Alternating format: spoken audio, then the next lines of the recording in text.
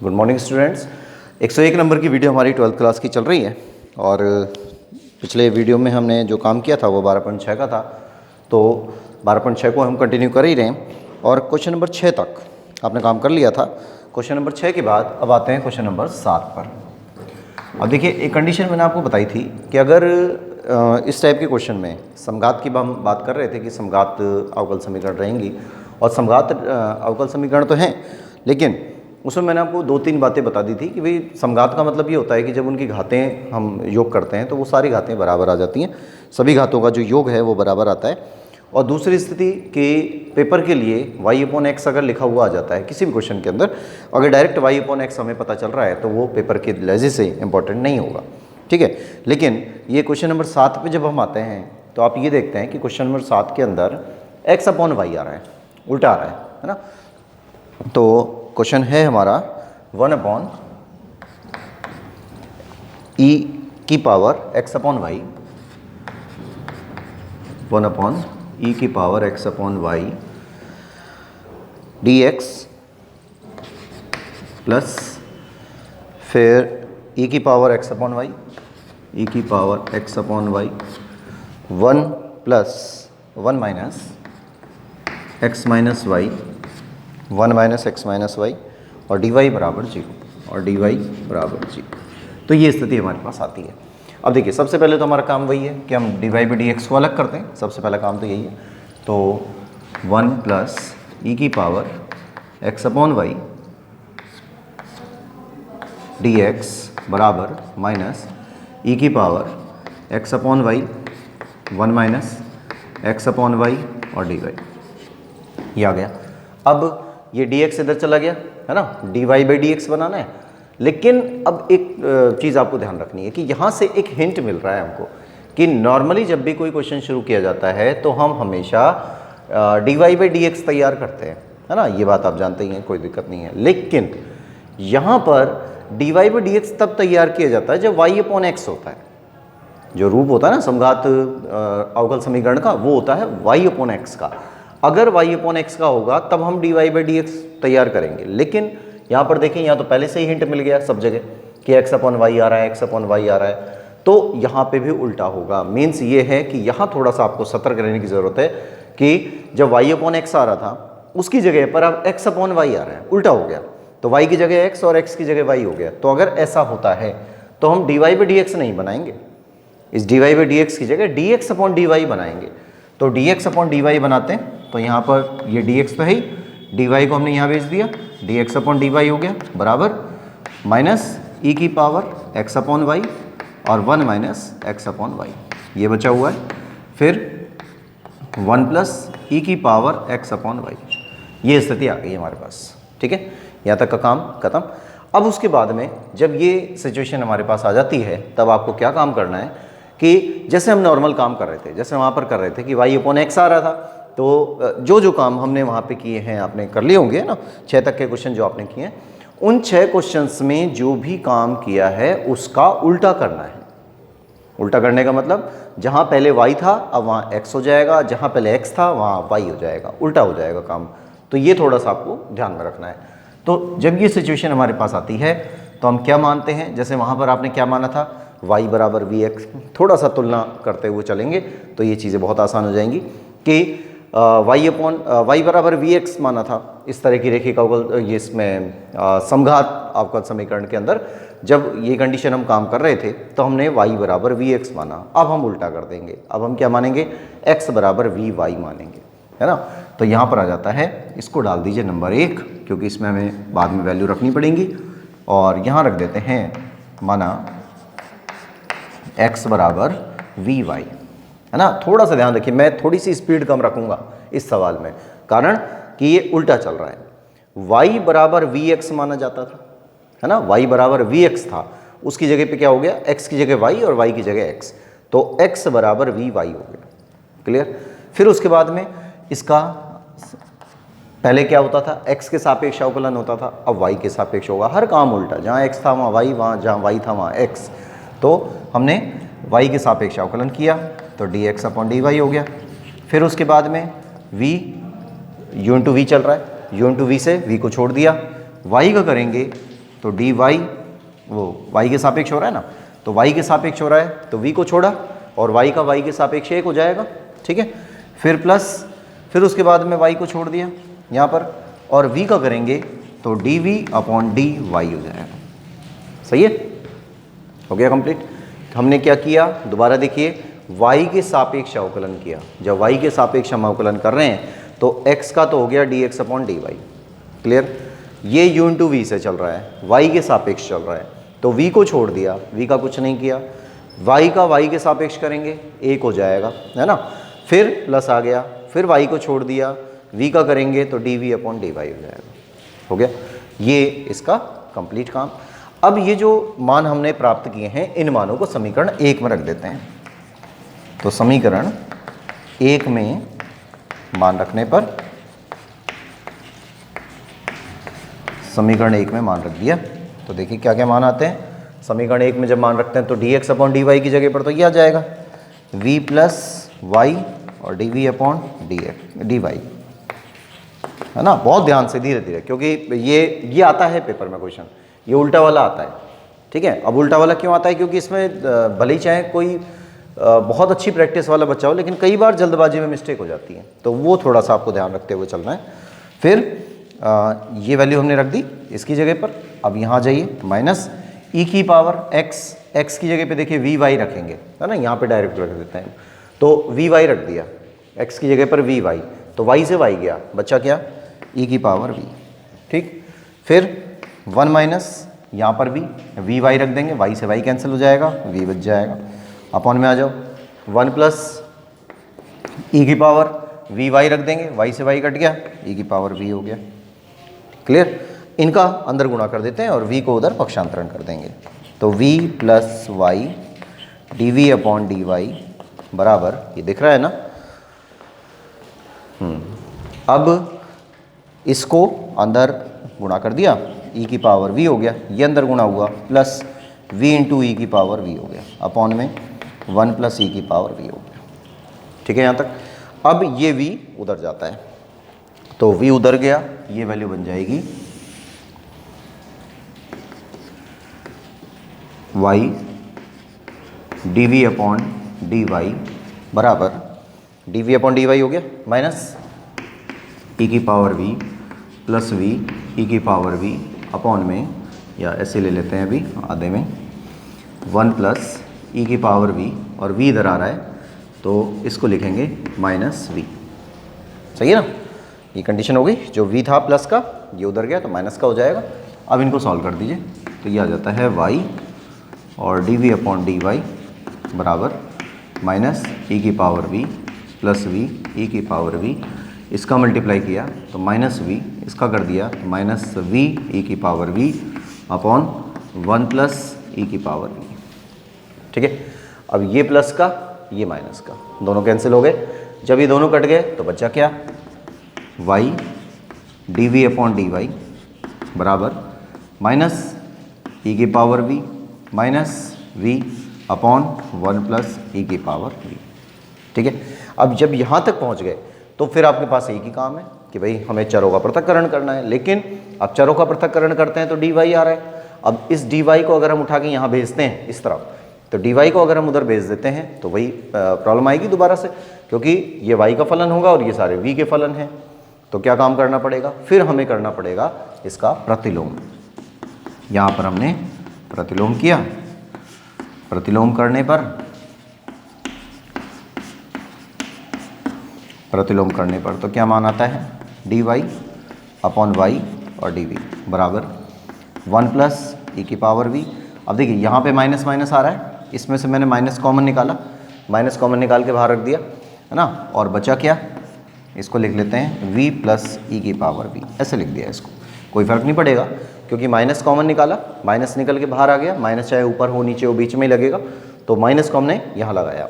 उसके बाद में ये भी प्लस का हो गया और ये भी प्लस का हो गया, तो प्लस की संख्या को आप आगे पीछे कहीं भी लिख दें, कोई फ़र्क नहीं पड़ेगा, तो v प्लस e की पावर v हो गया। क्लियर। अब यहाँ से चरों का पृथक्करण, तो dy अपॉन y हो गया बराबर माइनस 1 प्लस e की पावर v, फिर v प्लस e की पावर v और dv हो गया, ठीक है। यहाँ तक भी काम खत्म। अब उसके बाद क्या करना पड़ेगा कि जब हम इस सिचुएशन को लेके चलते हैं, तो इस सिचुएशन को जब लेके चल रहे हैं तो कंडीशन क्या आ रही है, v प्लस ई की पावर v। अगर हम इसको t मानते हैं, v प्लस ई की पावर v को t मान लिया, तो ये वाली सिचुएशन आ रही है ना, देखो ध्यान से, v का के सापेक्ष हो रहा है तो एक आ जाएगा, ये एक आ गया, e की पावर v का e की पावर v हो जाएगा, हो गया ना सीधा। तो ये स्थिति हम यहाँ पे साइड में शो कर देंगे, इसको आप यहीं लिख दें साइड में कि माना v प्लस ई की पावर v बराबर t मान लिया, तो 1 प्लस ई की पावर v और dv और बराबर dt, ठीक है। ये मान अब इसमें रख दो, तो dy अपॉन y बराबर माइनस dt अपॉन t, ठीक हो गया ना, साइड में दिखा देंगे इसको। अब इसके बाद में जब इसका हल करते हैं तो यहाँ से आ जाता है, देखिए इधर से ये क्या बन जाएगा, log y, तो यहाँ से तो हो गया log y बराबर माइनस ये बन गया log t और प्लस log c, ऐसे ले लेते हैं। जब ये चीज़ आपको बताई थी ना कि जब सभी पद अगर लॉग में आंसर दे देते हैं, सभी पद अगर लॉग में आ जाते हैं तो फिर हम जो c लेते हैं उसको भी लॉग में लेते हैं, ठीक है यहाँ तक। अब इस t का मान रख दीजिए, t का मान आ गया कि log y बराबर माइनस log t की जगह पर v प्लस ई की पावर v और प्लस log c, इसको इधर ले आते हैं तो log y ये इधर आ गया, प्लस हो जाएगा log v प्लस ई की पावर v बराबर log c। फिर इन दोनों में log की प्रॉपर्टी लग रही है, जब इन दोनों में log की प्रॉपर्टी लगेगी तो दोनों log में अलग अलग संख्याएं हैं, दोनों में योग हो रहा है, तो log की अलग अलग संख्याएं दोनों में योग, तो कंडीशन क्या है, log y into v plus e की पावर v बराबर log c। log से log गया y, अब v का मान रखिए, तो v का मान देखिए क्या आया था, हमने x बराबर वी वाई माना, तो v का जो मान आएगा वो क्या होगा, x अपॉन वाई, यही तो होगा v का मान, है ना। इस v के मान को हमने रख दिया यहाँ पर, तो y तो बाहर है ही, log से log कैंसिल हो गया, v की जगह पर आ गया x अपॉन वाई, तो x upon y plus e की पावर x अपॉन वाई बराबर c हो गया। अब देखिए एलसीएम ले सकते हैं ना, यहाँ से इसका एलसीएम ले लिया तो y x plus y e की power x upon y upon में y और बराबर c, y से y कट गया, बचा क्या, x plus y into e की पावर x अपॉन वाई बराबर c। अब यहाँ से अब आप एडजस्ट कर लीजिएगा इसको कि अपने आंसर के अकॉर्डिंग क्या चीज़ें सेट होती हैं, इनको बख्शांतरण कर दिया या इनका भाग भाग हो रहा है वो आप कर लेना, ठीक है। तो इस तरह से कंडीशन कंप्लीट होती है, कौन सी, जिसमें ये कह सकते हैं कि जिसमें क्वेश्चन उल्टा चल रहा है कि y की जगह v, y की जगह x और x की जगह y वाली सिचुएशन अगर हमारे पास आ जाती है तो इस तरह की सिचुएशन में हमको उल्टा करना पड़ता है, ठीक है। तो ये स्थिति हमारे पास आ जाती है, इसको नोट करिए और ढंग से समझिएगा इसको। उसके बाद आते हैं हम फिर क्वेश्चन नंबर नेक्स्ट पर। अगला क्वेश्चन है, बहुत तरीके से इस प्रश्नावली को करना है, एग्जाम्पल बिल्कुल नहीं छोड़ने हैं क्योंकि बहुत ज़्यादा इंपॉर्टेंट बनेगा ये जो मैटर है। आप किसी भी साल के पेपर उठा के देखिए, एक क्वेश्चन इसका ज़रूर मिलता है, अब वो किसी रूप में मिल जाए, चाहे बड़े क्वेश्चंस में या छोटे क्वेश्चंस में, जैसा भी होता है, पर क्वेश्चन मिलेगा ज़रूर। उसके बाद में अब आते हैं हम नेक्स्ट पर, अगला क्वेश्चन नंबर 8। नेक्स्ट क्वेश्चन है 3xy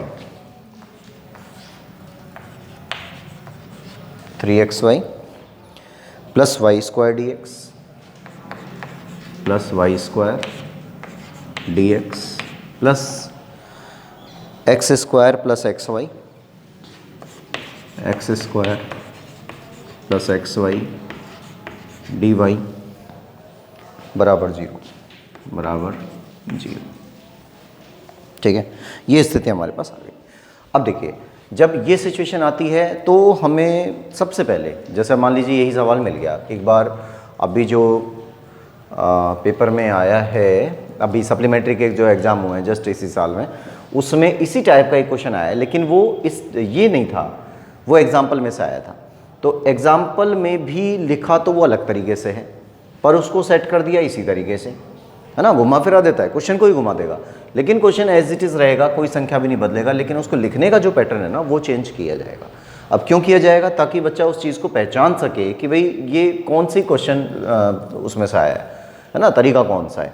प्रश्नावली का नंबर याद नहीं करना है आपको, 10 बार ये बात बोली है मैंने कि प्रश्नावली का नंबर याद नहीं रखें कि भाई 12.6 है और आप चालू हो गए कि 12.6 का तरीका ये है और 12.5 का तरीका ये है, इस तरीके से नहीं। क्वेश्चन की पहचान बताई गई है, उस क्वेश्चन की पहचान के आधार पर आपको ये काम करने हैं। देखिए यहाँ पे एक पावर है ना, x पे एक पावर, y पे भी एक पावर, तो दोनों मिलके कितनी पावर? 2 पावर। यहाँ पे भी 2 पावर, इस पे भी 2 पावर, इस पे भी 1 पावर, इस पे भी 1 पावर, तो हुआ क्या? सब पे 2-2 पावर आ गई। जब सब पे 2-2 पावर आई हैं तो क्या मीन्स हुआ इसका कि जब सब पे 2-2 पावर हैं तो ये समघात अवकल समीकरण हो गई। क्लियर बात है ना, समघात अवकल समीकरण हो गई। जब ये समघात अवकल समीकरण हैं तो इनको हल करने का तरीका होगा, प्रतिस्थापन विधि करनी पड़ेगी, और प्रतिस्थापन भी क्या?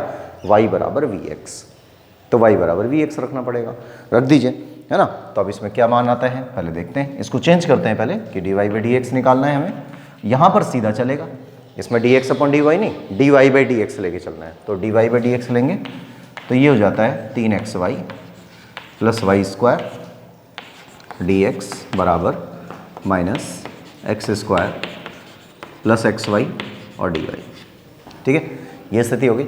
अब हमें चाहिए dy बाई dx, तो देखिए dy यहाँ पे है, dx को अगर हम इसके नीचे भेज देते हैं dy अपॉन dx हो जाएगा, हो गया, यही हमें चाहिए dy बाई dx, और ये वाला जो पार्ट है ये हट के इसके नीचे आया और ये कंप्लीट, तो वैल्यू हमको मिलती है dy बाई dx बराबर, ये ऊपर आएगा 3xy plus y square upon, ये नीचे आया तो माइनस बीच में लगा दिया, x square plus x y.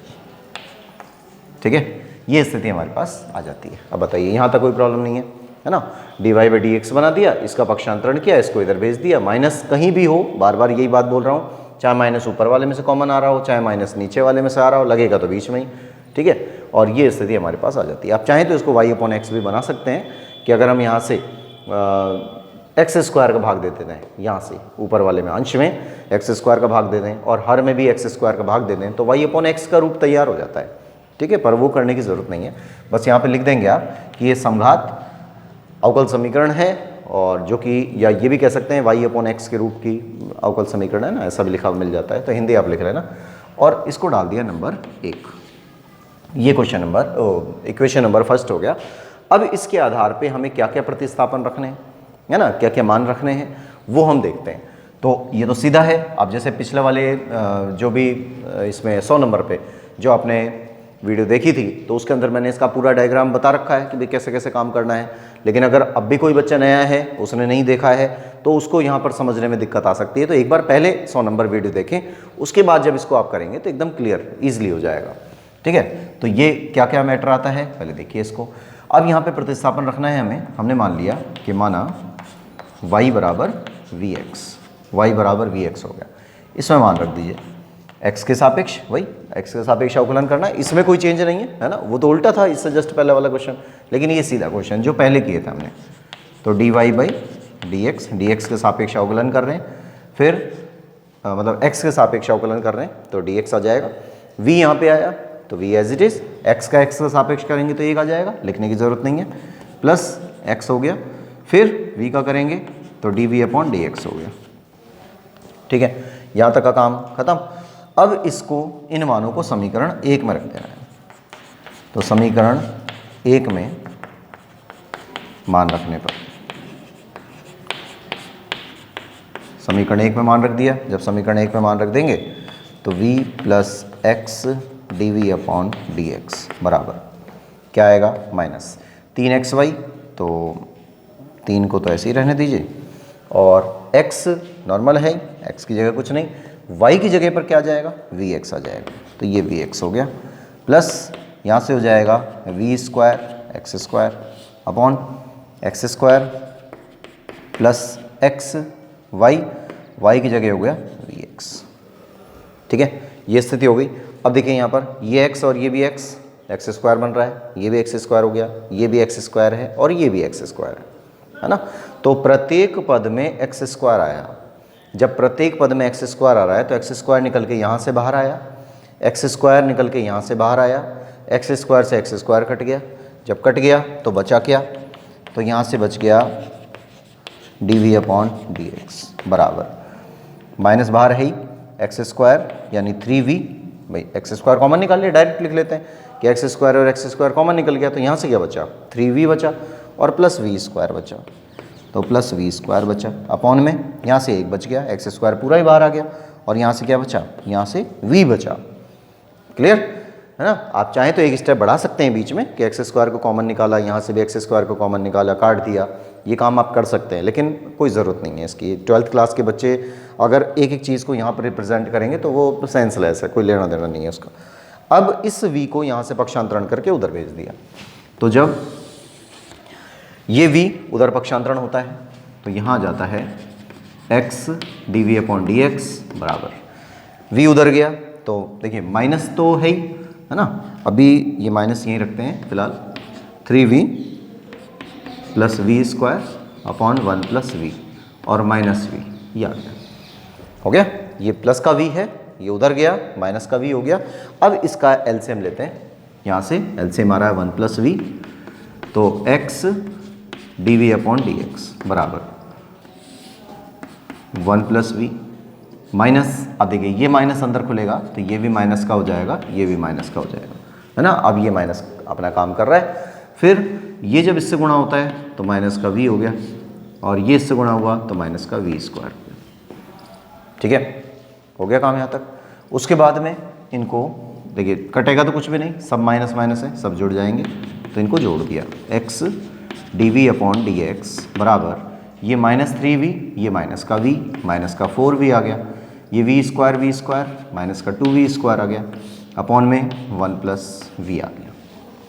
ठीक है, अब जब यहाँ तक का काम हो जाता है तो यहाँ तक का काम आने के बाद फिर एक ही काम है कि भाई यहाँ पर हमको प्रतिलोम करना है, क्योंकि चरों का पृथक्करण करेंगे तो dx उधर जाएगा। अब dx उधर गया तो वहाँ पे x का तो कोई पद है ही नहीं, जब कोई पद है ही नहीं तो इसका मतलब चरों का पृथक्करण।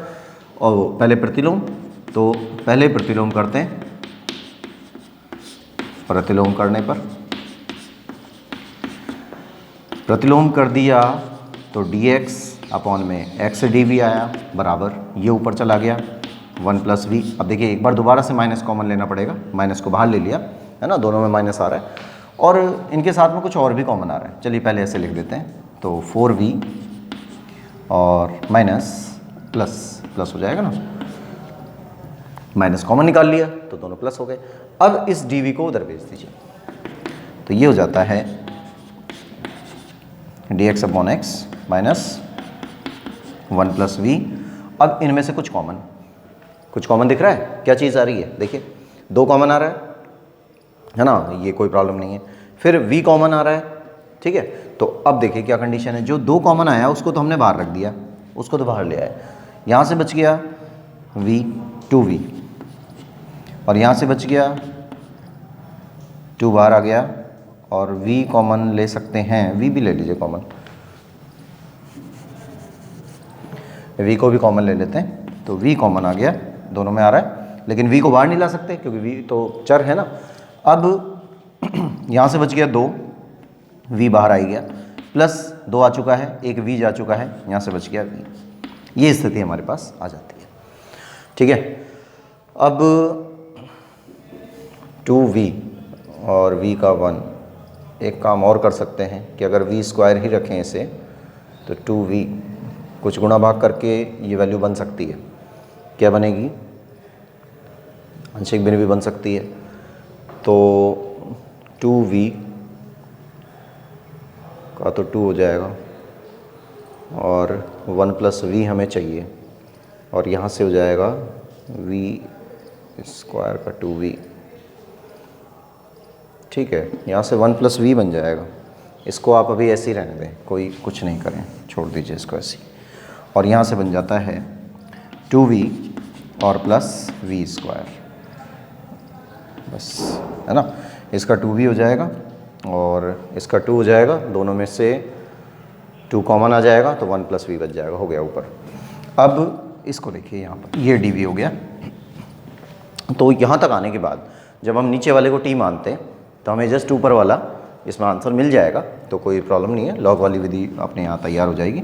हमने यहाँ पर मान लिया कि माना 2v + v² बराबर t मान लिया, तो 2v का जब v के सापेक्ष अवकलन करेंगे तो 2 आएगा, है ना, और v² का 2v आएगा, फिर ये dv हो गया, ये dt हो गया, 2 कॉमन निकाल दिया तो 2 और 1 + v आ गया, dv बराबर dt, और इस 2 को यहाँ से हटा दिया तो अपॉन में 2 चला गया। ठीक है, अब देखिए सीधा सीधा हो गया, है ना, तो कोई प्रॉब्लम नहीं है इसकी। आप चाहें तो यहाँ से भी कर सकते थे, इसमें से भी 2 निकालने की कोई आवश्यकता नहीं थी कि अगर हम यहाँ से इसको डायरेक्ट t मान लेते तो 1/4 बाहर आता, वो 1/4 आ जाता, तो कोई चेंज नहीं होता, वही का वही। अब dx/x ये ऐसे चलेगा, माइनस 1/2 तो है ही, है ना, और ये वाला जो 2 है ये भी आएगा, तो ये मिलकर क्या बनेगा 1/4। अब ये बन गया dt और ये बन गया t, सीधा हो गया। तो जैसे अभी पहला वाला क्वेश्चन किया था उसी के अकॉर्डिंग हो गया। तो जब इसको करते हैं तो यहाँ से तो आ जाता है log x बराबर -1/4, इसको करते हैं तो यहाँ से आ जाता है log t और प्लस log c।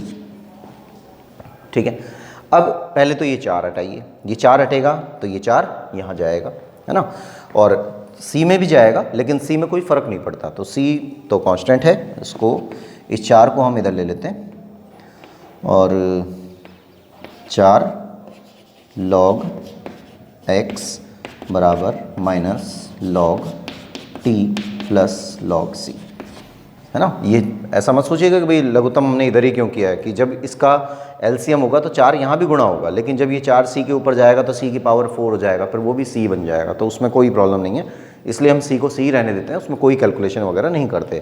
तो 4 को हमने यहाँ भेज दिया, अब ये पावर के रूप में चला जाएगा, है ना, ये दिख रहा है ना, नीचे वाली लाइन देखिए, कटी तो नहीं, ठीक है।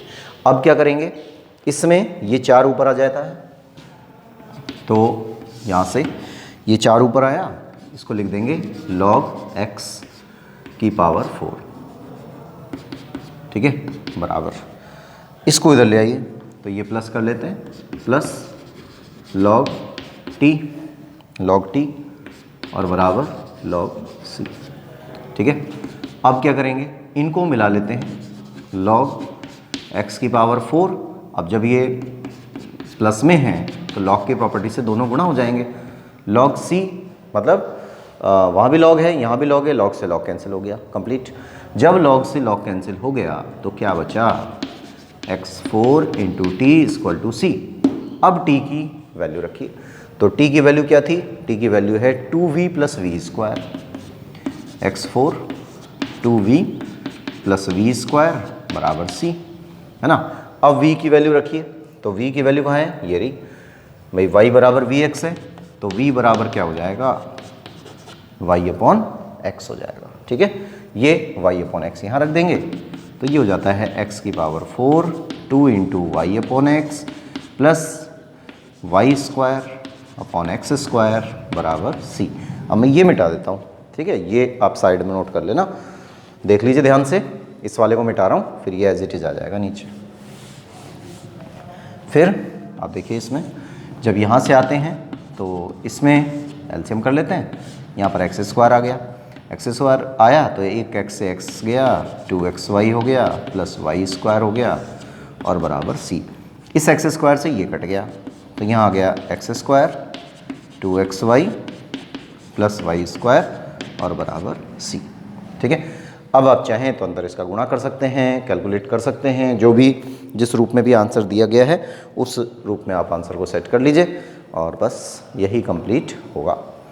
ठीक है, तो इस तरह से जब हमने इस काम को किया तो आपको ये ध्यान रखना है कि अगर पेपर में इस तरह की कोई कंडीशन मिलती है, जैसे हमने 2 क्वेश्चन किए अभी, जस्ट पहला वाला क्वेश्चन था तो उसके अंदर भी क्या कंडीशन आ रही थी कि x/y आ गया, तो जब x/y आता है जब तो क्वेश्चन उल्टा चलेगा, तो y की जगह x और x की जगह y, इस प्रकार से लेके चलेंगे। लेकिन अगर क्वेश्चन जैसे 8th में आ गया, 9th में है, 10th में है, जो भी हैं, अभी देखेंगे आगे और क्या क्या आता है, तो इसमें ये क्वेश्चन सीधा है, तो समघात अवकल समीकरण तो है ही, इसका विशेष ध्यान रखना है। लेकिन आपको ये पहचान करना बहुत ज़रूरी है कि इसमें y अपॉन x बन रहा है या इसमें x अपॉन y बन रहा है। अगर y अपॉन x बन रहा है जब तो सीधा सीधा सवाल चलेगा, लेकिन अगर x अपॉन y बन रहा है तो क्वेश्चन उल्टा हो जाएगा, x की जगह पर y और y की जगह x की सिचुएशन लेके सवाल को हल करेंगे।